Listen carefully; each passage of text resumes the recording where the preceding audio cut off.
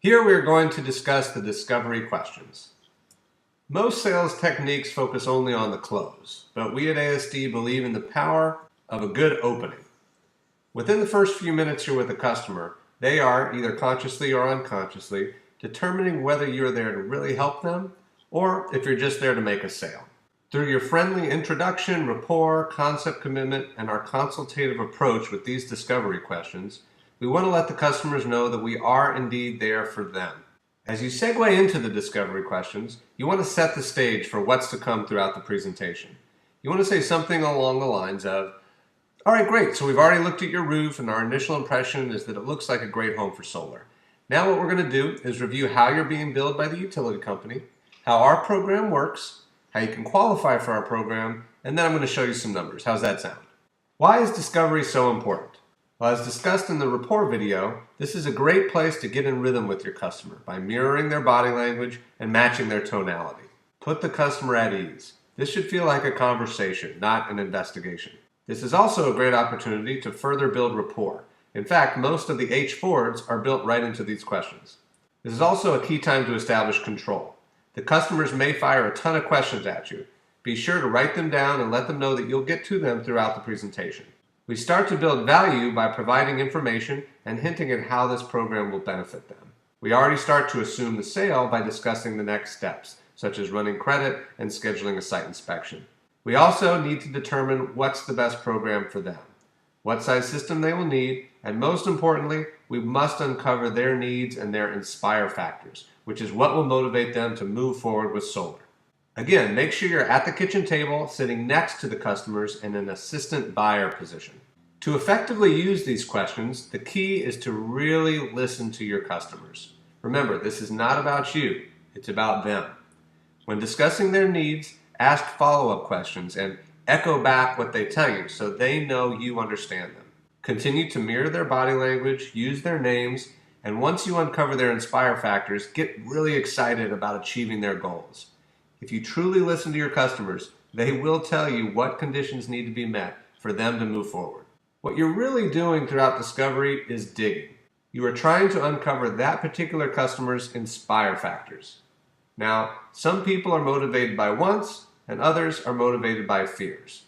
Let's discuss what some of these factors are.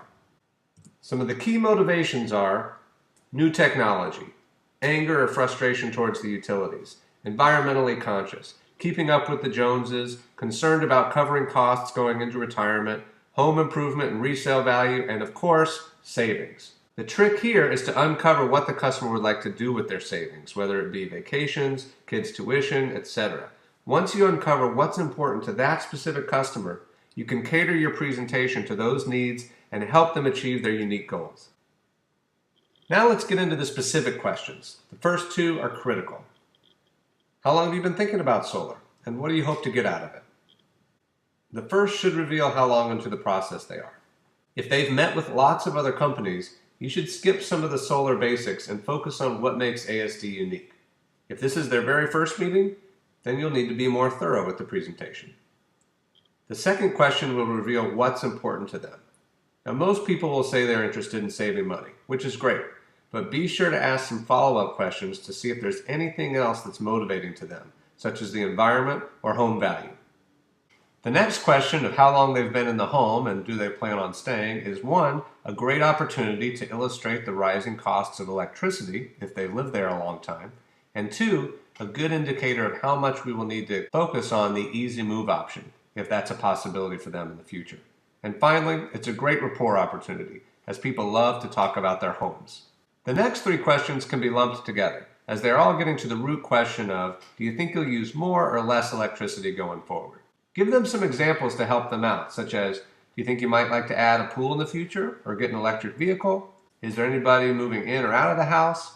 And would you like to use more power, such as air conditioning, if you could control your costs? The answer to these will help you determine whether you should design a system with maximum offset or if you should keep things conservative. You should already have a good idea about the question regarding the roof and electrical, as you and/or the appointment setter would have already discussed this when you did the walk around outside. Start to assume the sale and explain that we'll be out in a few days to double check and make sure everything's good to go for solar.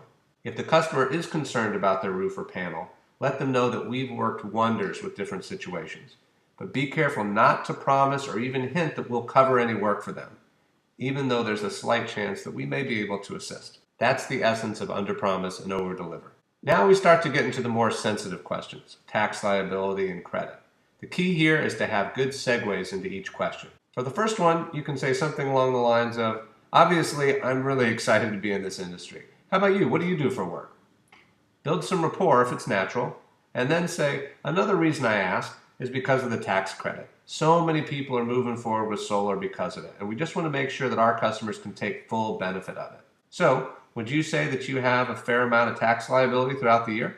Most people know the answer to this question, and most people do have plenty of tax liability. There may be a few people who are W-2 employees who may not be sure because they get a refund at the end of the year. Simply remind them how the federal government takes money out of their check each week or other week, which means that they do still have liability and they should be able to take full advantage of the credit.